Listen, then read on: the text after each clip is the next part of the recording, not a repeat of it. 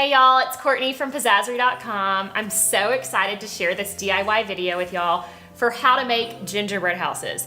So my mom has been making them for years and years, and we always throw a party with my daughter every year for her to make gingerbread houses with her little friends.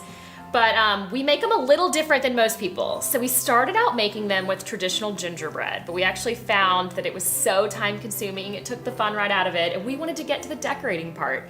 So then we started using graham crackers, which we love, but they just weren't structurally sound. The roofs would fall in, or the kids would be making them and the walls would cave in, and we really wanted them to have fun decorating and not have to worry about a structurally sound gingerbread house. So my mom kind of created a way to make them ahead of time that's perfect for the decorating, but they're not gonna cave in, and they're perfect for using for decoration throughout the holidays. So I have her with me today, and I'm so excited for her to show us the step-by-step. So what is the first step in making these gingerbread houses? Is to find a box. So we found that the 4x4 box is the best because that's what it looks like when it's through. Yep, it's gonna get a little bit bigger. It gets bigger, it swells a little bit. But it gives it's a them nice size for a child right, to decorate. This is the same type of house made with a 3x3, and you'll kind of find that it doesn't give them a lot of decorating space. And whereas so that's much better. First, we've got our box, we have to make a roof. So I do a rectangle, and we'll have those measurements for you. So I would hot glue it on there to make it stable. Here's one that we've done that with. And you kind of leave a little overhang, right? Well, you want about an inch overhang for your eaves because when you're piping it, it makes the house look better. Then you say, oh, what am I gonna do with the holes? We cut a triangle that fits up in there. Now, it doesn't have to be perfect because, as you can see, this one's not perfect. But the icing comes along and hides so many mistakes. It's so wonderful. Yeah, that's why we do like a big icing. A, it looks really pretty, and B, we can hide all those imperfections because we don't have time to make these so perfect. We want to get to the fun. I think that if you look at this house, that has the little icing, this has the big icing. I just love the big icing. We've got to add the walls to our house. Crackers, so right. if we use graham crackers. And graham crackers, we don't use the one with raisins or sugar or anything. I just like the plain honey graham. You cut them to fit the house, and there again, it doesn't have to be perfect because you're going to be piping all this anyway. But it's easy to take like a sharp knife, make sure that it's on something hard. Take a sharp and just go back and forth and score it. Because graham crackers work with you beautifully. Then you got it. And then you take a hot glue gun and you're beginning to build your house. Nothing has to be perfect on a gingerbread house. Because the candy and the royal icing will kind of hide all those imperfections. You're just trying to kind of get the base for the kids to decorate. We're just building this house, and all you do is score it. Kind of get your size, score it.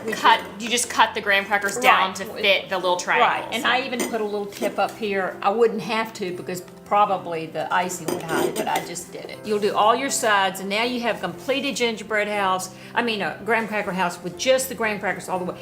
You flip it over and put it like in a bowl.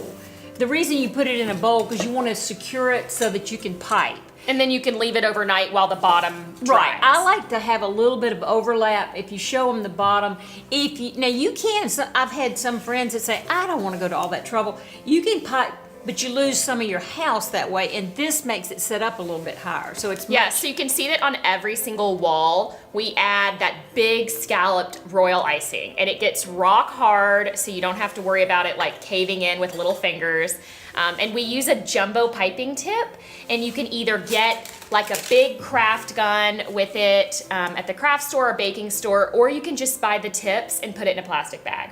But we've kind of found this is the easiest way to hide all those imperfections and make it look like a pretty house that the kids are ready to decorate right when they get to the party. And they don't have to worry about building a house that'll stay together. And when we get to this stage to do the bottom, I get all my pots and pans out and stuff it with a few paper towels and secure them so that they can set up overnight. Then the next morning you flip them over, and then you just start piping. All the rest of the edges. And they'll end up with this. And you might notice that we didn't graham cracker either side of the roof, and you just really don't need to. One of the best places to decorate a gingerbread house is the roof. So we actually just smear royal icing completely on there when every child gets to the party, and then let them go to town. So we can add sprinkles on top or little candies.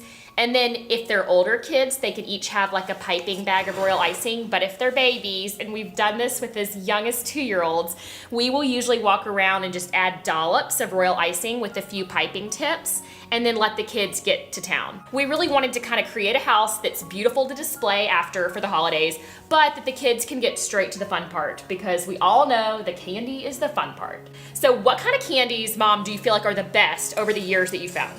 The best I have found are staying away from peppermint. I hate to say that because I love peppermint at Christmas and they can make a house, but they have a lot of air and sugar in them, and so as soon as the moisture in the wintertime hits them, they'll drool and drip down. They're red, will end up drooling. It looks awful. Better candies to use that we found are gumdrops, Skittles, mini marshmallows are fun because they kind of look like snow, all kinds of sprinkles.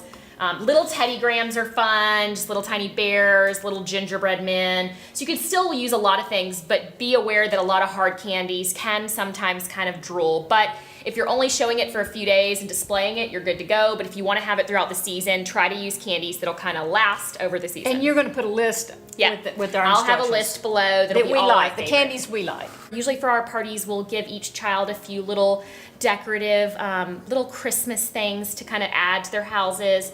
In addition to bows, we always add a big bow to our houses, and I think it adds such a fun touch. I do too. And little ones.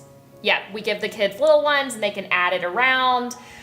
You can also just put sprinkles everywhere. Really, it's just letting the kids' personality shine, but you're getting them straight to that decorating part, which is the fun part of every gingerbread house. I love to have a medium-sized gingerbread house and put it up on a cake stand and put cookies around it and put it in the middle of the table. Kids love to go look. They'll study each side of it. Some of them are real architects. So. And they're so proud of their gingerbread houses, so I feel like it's such a fun thing to do, to display them like down the center of a tablescape, or set them up on a mantle and put greenery and twinkle lights around them. There's just neat things to do, especially if you have a lot of little ones. You can kind of have a little village of gingerbread houses. So hopefully this kind of gives you an easy DIY to kind of make little gingerbread houses that are good and they're not going to cave in, and the kids love to decorate them. We want to see your houses, so if you followed us DIY, be sure to email us pictures, tag us on social media at Pizzazzery, and share your pics with us, because we'll be reposting some of our favorites. And you can head to the blog for the full DIY and instructions at pizzazzery.com.